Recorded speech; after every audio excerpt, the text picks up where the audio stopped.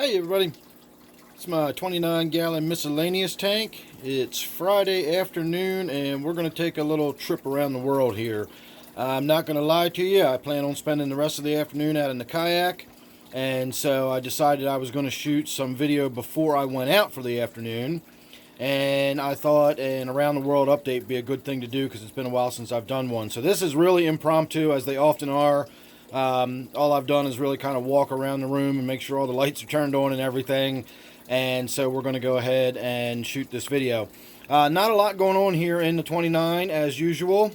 I did a filter change the other day. I did not do a water change. I just noticed that the water was backflowing, bypassing the filter pads, which usually means they're pretty well clogged up, and you can see it's already flowing back through the middle again within just a few days. Now this tank, for some reason, my black biosponges that are in that hang on the back filter get really gunked up really quickly.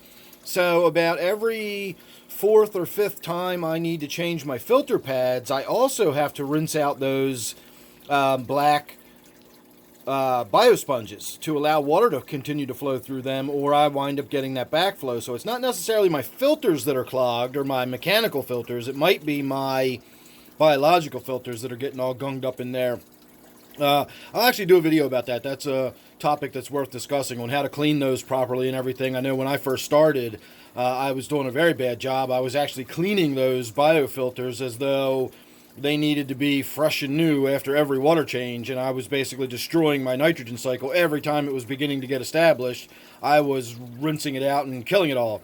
So we'll do a video about that in the very near future when I do get in there and rinse them out. Again, that'll be a topic that's worth discussing. Other than that, not much going on here in my 29, just ticking over like a clock. I did just do a little water top off a few minutes ago, and that's why my angelfish is kind of hanging in the back there. If you can see him or her over there in the left-hand corner, that is just because everybody's a little freaked out from having a gallon of water dumped in the tank just a moment ago.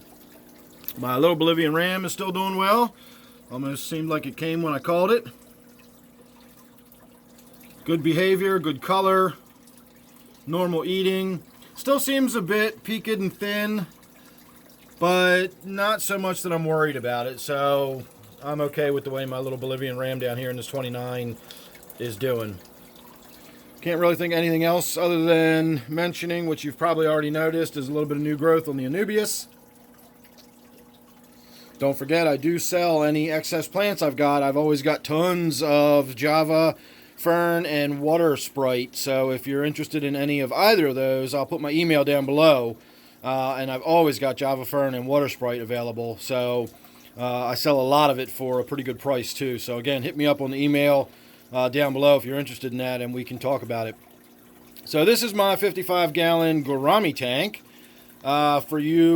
For those of you who do not follow along regularly, I added a snakeskin gourami recently. That's the only real significant change to this tank. And I will say that when I first got the gourami, it had a mark on the side of its head, and I was a little concerned about it. And the next day, there was a similar mark on the other side of the head, which I determined were basically scales that had just been knocked off by banging into stuff. And they've cleared up quite well, and it actually has another mark on it now. If it turns around, you can see on its right side it has a similar mark, which again is just a little ding on its forehead, basically, from darting and dashing around the tank until it familiarizes itself with the new surroundings. So that's all it really turned out to be. That's all I was thinking it was going to be, and that in fact is the case. So it's doing really well. It eats like a pig every time I come in here. It's usually right up against the glass trying to get some food. And so I'm not worried about the snakeskin gourami at all. It's just a fantastic specimen, and it's doing really well. I've also got in here recently and did a pretty big water change. In fact, I did a huge water change. At back-to-back, I did about 60%, and then did another 50% on top of that, because if you didn't notice, I got in there and scrubbed the glass down. I got my scraper out, and I'm sorry about all that glare in the background. That's my quarantine tank you can see behind us with that blue gravel in it.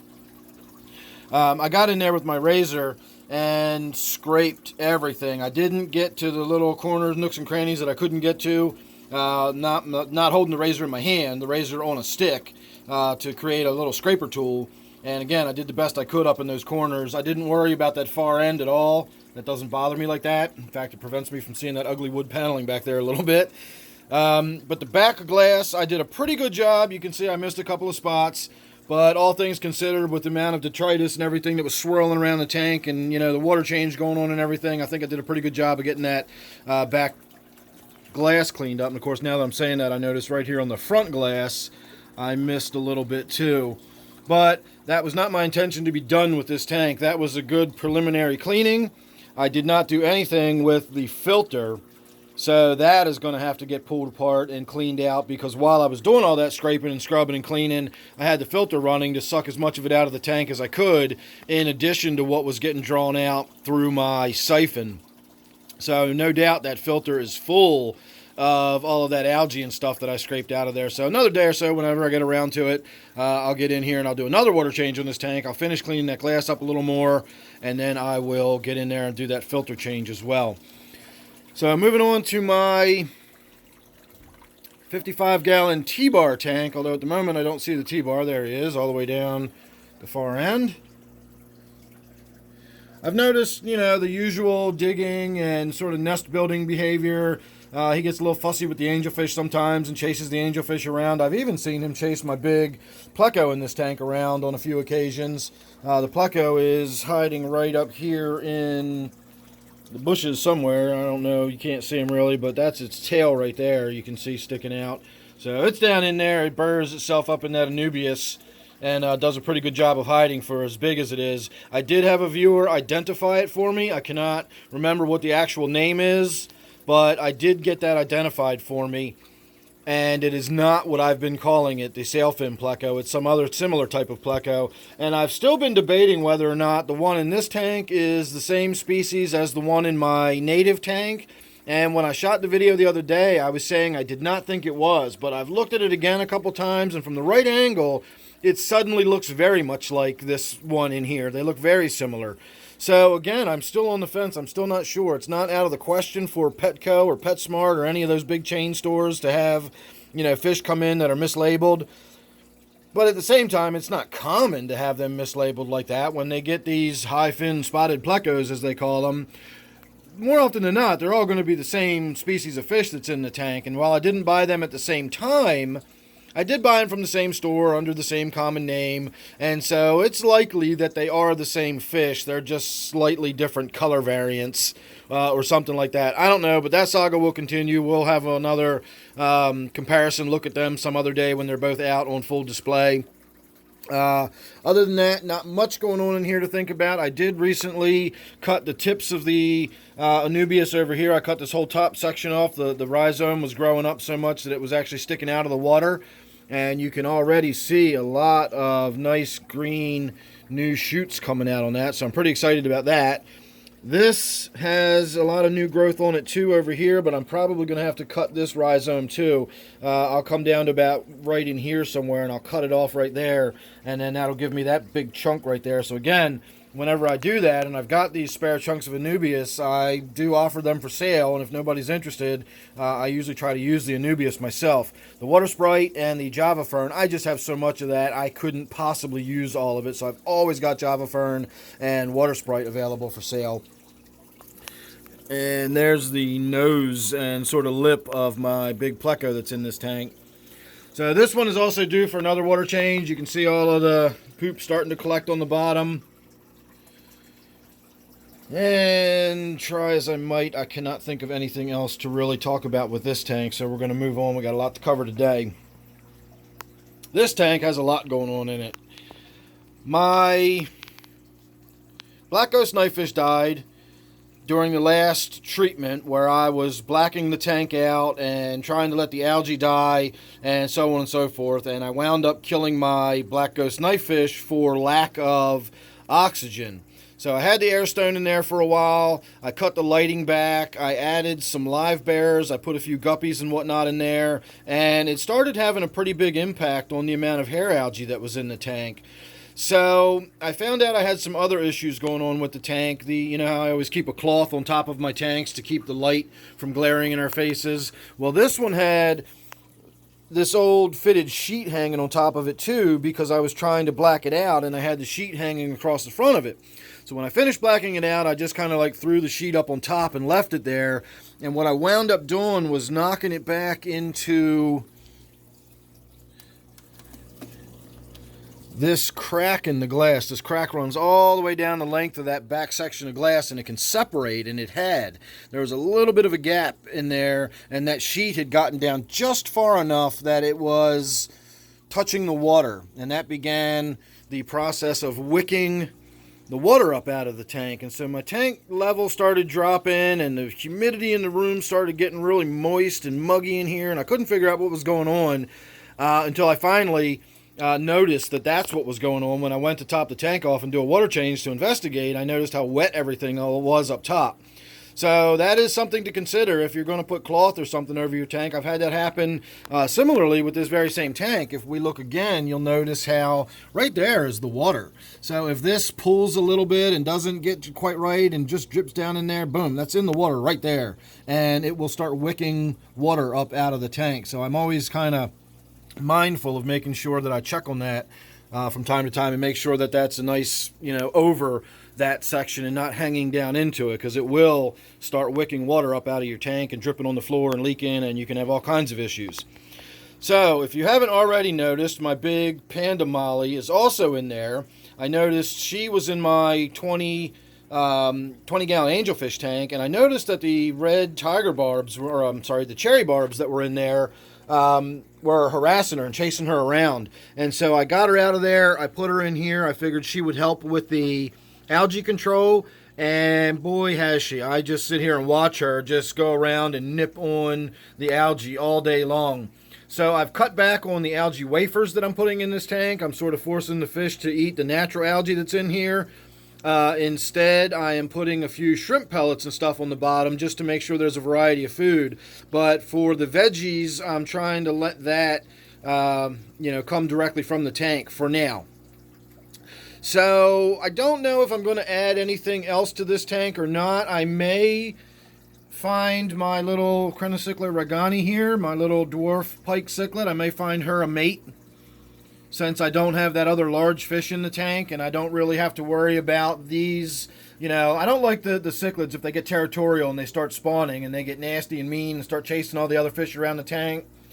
If the other fish in the tank are these small, fast schooling fish, that's not a big deal. I'm not going to worry about if I've got a couple little Crenocycla in there, darting around chasing some minnows and stuff. That's not going to be a big deal.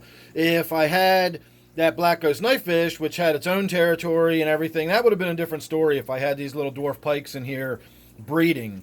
So now that my black ghost is dead, and again, I'm not really happy about that, I'm trying to look on the bright side. I'm trying to think of it in terms of now I can actually do something with this tank, that I couldn't before.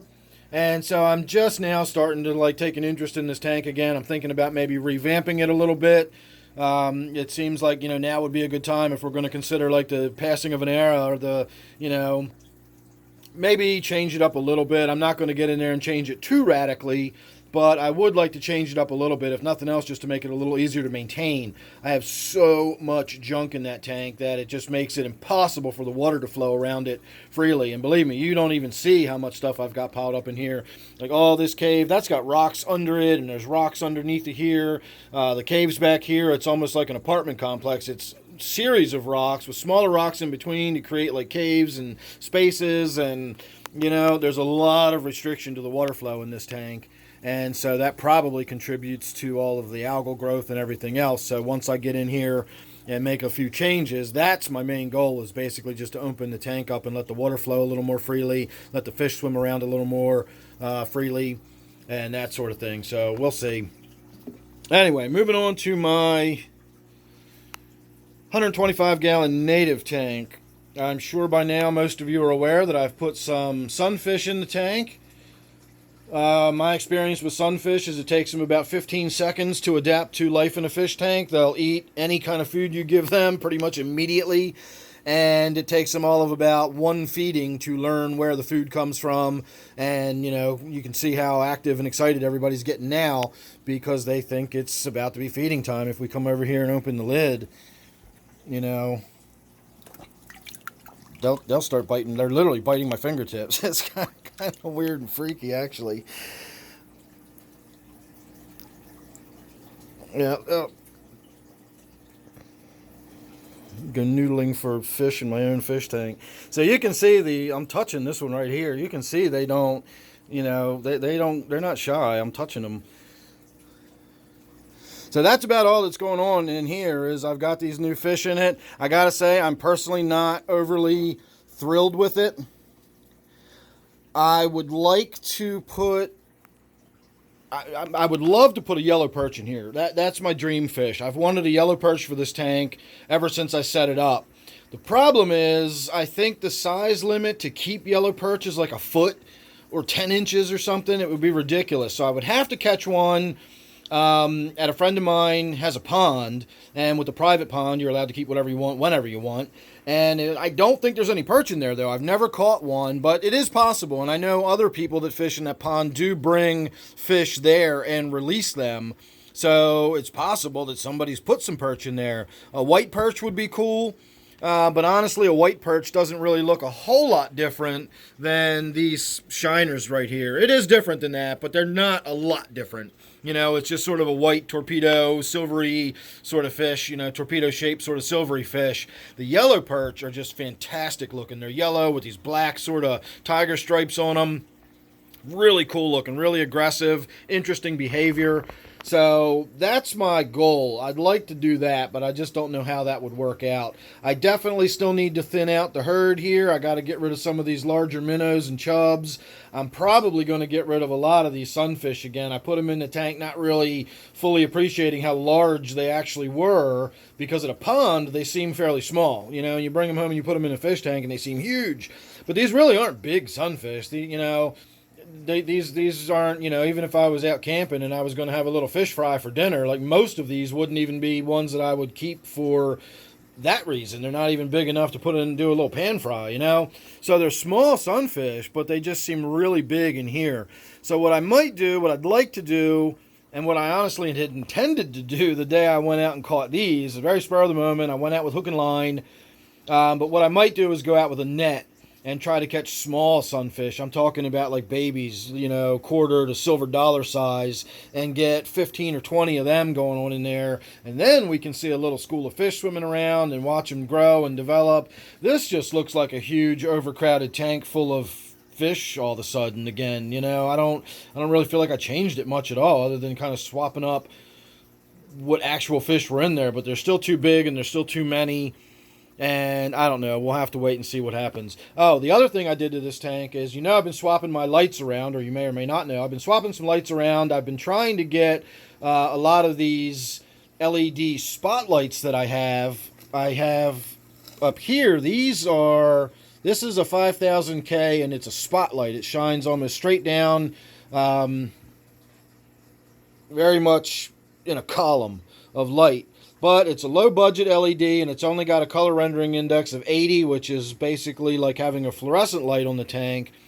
This is a 5000K floodlight made by Cree that has a color rendering index of 90 plus. And so when the fish swim under that light, you really get a good look at what their colors look like and everything. So I intend on switching this one out too. I'm in the process of doing all this, but it costs money and I'm not made of it. So I got to go a little bit here, a little bit there. But you can see the difference in the light between this side and that side. So soon I'm going to have another one of these over here. And I'll actually have that good high quality Cree light shining down into the tank. It will be the 5000K.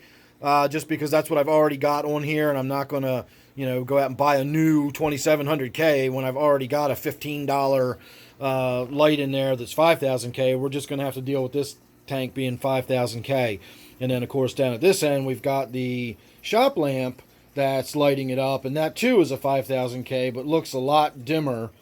It doesn't look nearly as bright since it spreads that light out over such a large area versus this floodlight that just slams it straight down like that and gives us that nice bright spot. So I look forward to some lighting changes going on in this tank coming up soon.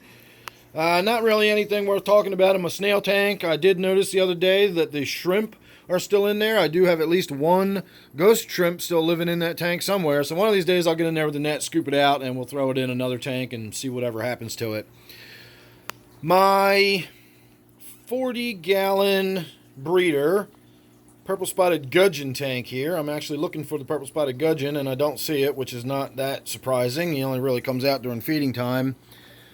Not a lot going on in here either. I do need to get in and do a water change. It's been a while, but I've got a really low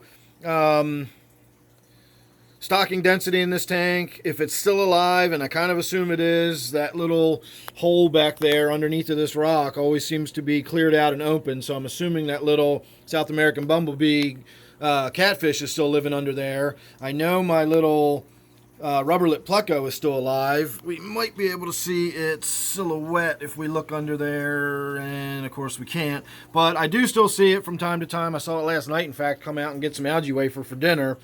And then other than that, it's just my gudgeon. That's the only things that are in this tank. So between all of that vegetation and 3 fish, I don't really have a whole lot to worry about with this tank getting really high nitrate levels or anything like that. Not that I ever really worry that much about those anyway, but you get the point.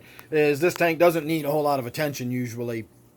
Once I cleared out all the crud that was in there from a little while ago, it hasn't really come back for the most part. I'm sure it will someday, but right now it still looks good. So I'm just kind of letting it do its thing. I'm not really worried too much about it. The only thing I am concerned about it is the water sprite is getting a bit out of control. And as I've mentioned a couple times already in this video, I've always got extra water sprite for sale. So I mean, there you go. You can see how much water sprite. This stuff just grows like crazy. And this apparently is my lace leaf. Right there you can see a piece of the broadleaf, and then all of that is the lace leaf. So I do have both. I do have the lace leaf and the broadleaf, and then I've also got some specimens of that weird looking stuff that almost looks like pine needles, and it's definitely not lace leaf, but it grows in a strange sort of way. I've still got some of that, so I don't really even know what that is, but it's water sprite, and I've got it.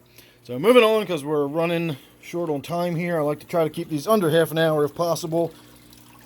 My 125 is just kind of ticking over, not doing a lot with this one. I did a water change not long ago. I got in there and did a filter change as well, so we've got everything nice and cleaned up.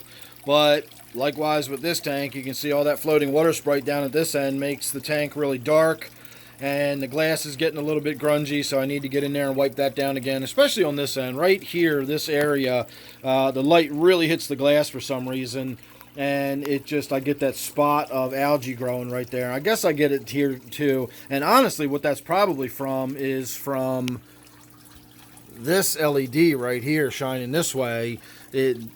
It's hitting my tank over here, so that's probably why I'm getting that additional algal growth right there. That's probably like the line of where the light hits, and that's actually coming from outside the tank rather than inside. The only thing in this tank going on, I will mention that when I put my red tail shark in here, my rainbow shark in here, it's doing fantastic. I was a little reluctant to do it, but once I did it, I realized immediately it was going to work out great, and so far it has. When we do get to see it in there darting and dashing and swimming around, it just looks fantastic. The color scheme matches with the overall sort of earth tones and the reds and the oranges and the blacks and everything that I've already got going on in this tank. So I'm really happy with the addition of that rainbow shark. And other than that, the only thing worth talking about in this tank is I have noticed some display behavior. I don't have any females, so there's not going to be any actual spawning behavior, but I have noticed some display behavior with the two big dominant male rainbow fish in here. And the other day they were doing some really cool stuff. They were really showing off for each other, almost pinning each other against rocks and the woodwork, and their colors got really intense and vibrant. I mean, they're still pretty good. But the other day they just had like black all over, their whole heads were black and their fins were turning black. That one back there, that's the big boy. That's the big dominant one. And you can see he's displaying a little bit right now. He turns his body sideways like that. But you can see that big mound over his head and all the black lines on his fins and everything. See, they're going at it again. So these two are clearly the two dominant males within the tank. and they're trying to sort out who's who. Although, again, it's just a moot point because there's no females in the tank. This is a little Australian rainbow fish. I was given a few of them by a viewer, and unfortunately most of them died. That's the only one I have left. It's a small female. And then this is a female Congo tetra that I've got left, along with this other female Congo tetra down here from back in the day. So now that all of my other, the Congos, I did have a big school of the Congos in here, and they're amazing in their own right. If you get Congo tetras that are good and healthy, they are stunning. But I really think I want to try putting some more rainbow fish in this tank. I'm really, really enjoying the way these have turned out. So I saw some the other day. I can run right over to PetSmart and get some turquoise rainbow fish. And I'm considering that, but I don't want to just go grab the first rainbow fish I can grab. There's some really pretty rainbow fish out there, and the next time I get down House of Tropicals, they usually have a fairly good selection of rainbow fish. So next time I get down House of Tropicals with about $100 in my pocket, that's a different story, because the rainbow fish are, $15 a piece, and you got to buy 6 of them. So it's it's not the same as running over to PetSmart and grabbing a couple more guppies to throw in a tank. This is something I'd have to kind of plan for, but I am planning for it. I really do want to get some more rainbow fish in this tank. I think they look absolutely fantastic. So moving on, my 20-gallon Angelfish tank. I've done quite a bit of work in here. I removed a bunch of Java Fern. Again, Java Fern for sale, lots of it. Check my email down below. I removed the Java Fern. I repositioned the woodwork a little bit. I like the way this wood looks in here a lot better this way than it was before. It was basically before, it just sort of went up and over. Nothing really special about it. It just looked like a fallen piece of wood. This actually is a little more dynamic. It's got the curves up and away. This line sort of blends with this line of this rock. It helps, just follows the eye.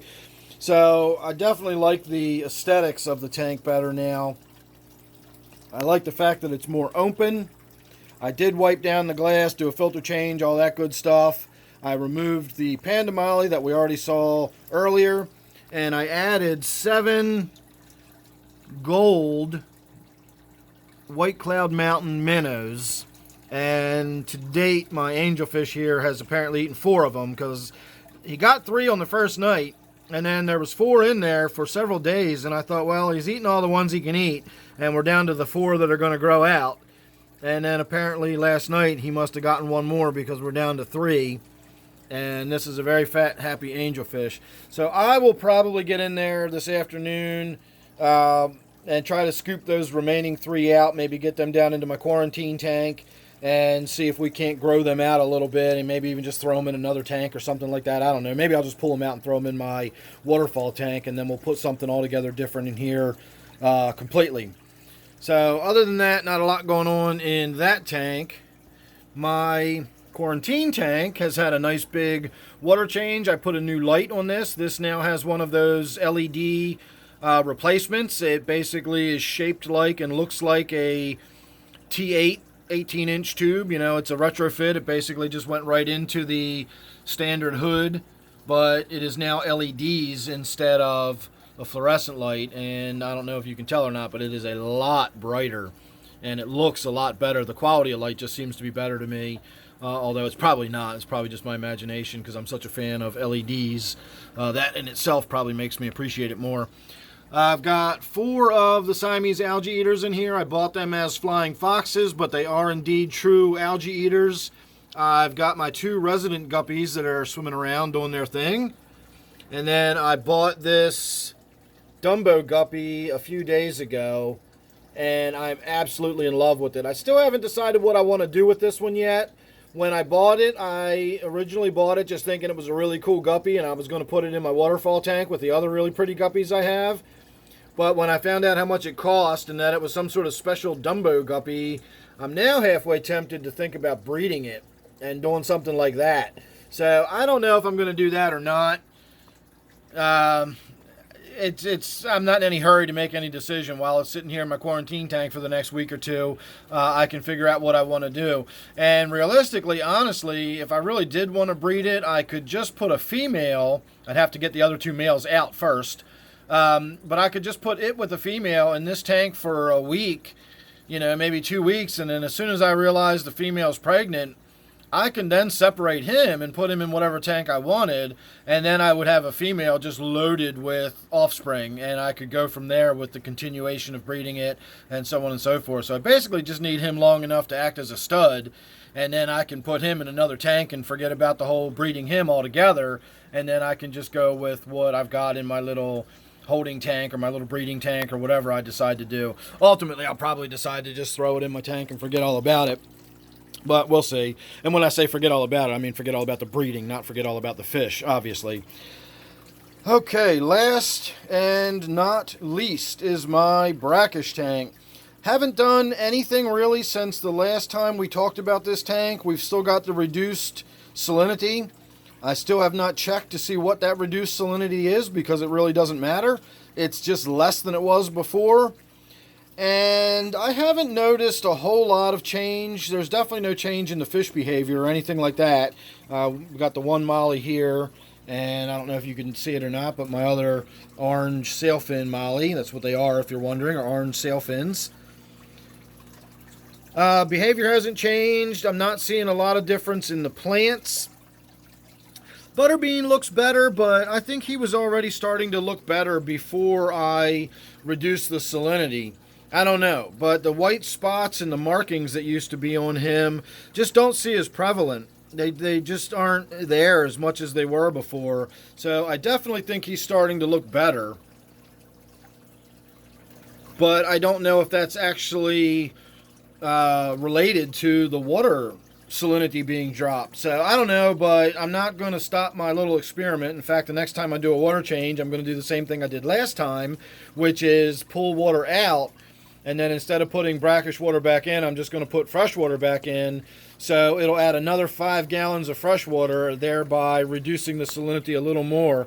If you can see that speck back there, that's one of my little bumblebee gobies. I've got at least a couple of them in here. I used to have 3 or 4, but I've got at least 2 left that I saw the other day. There might be more than that, but they're so tiny. They're the smallest bumblebee gobies I've ever seen.